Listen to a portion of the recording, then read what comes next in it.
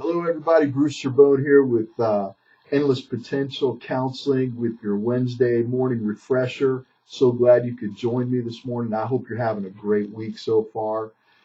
In Matthew 15:18, God tells us that what comes from the heart, or excuse me, what comes from the mouth comes from the heart.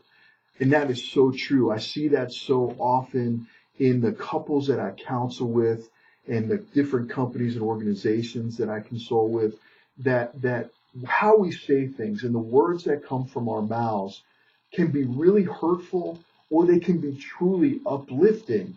And it really depends upon how we feel, right? Where our hearts are, who we are, whether we've got our act together, and this goes for leaders and organizations or just as a spouse. Where is your heart? What's going on with your heart deep down? Because that's how you are going to be talking to other people or communicating with other people. It's going to have an effect on whether you are encouraging others or whether you are tearing down others.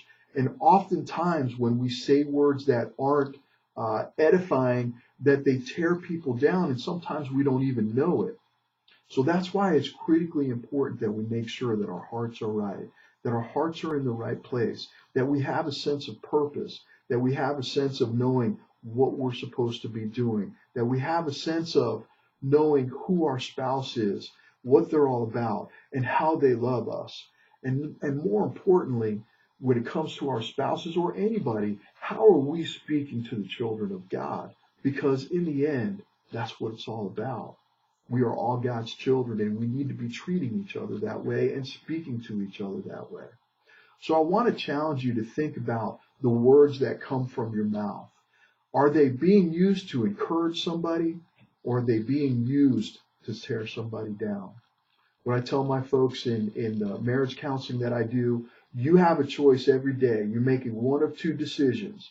You're either building your spouse up or you're tearing your spouse down. And more often than not, we're doing that with the words that we speak to them.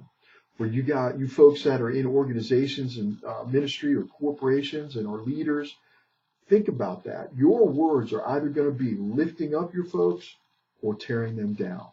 And that's a decision that you make.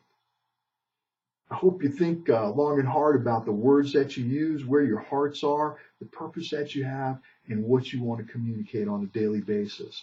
Because again, your words are going to lift up or tear down. I pray that my words today have lifted you up. I hope you have a great rest of the week. God bless, and we'll see you next week.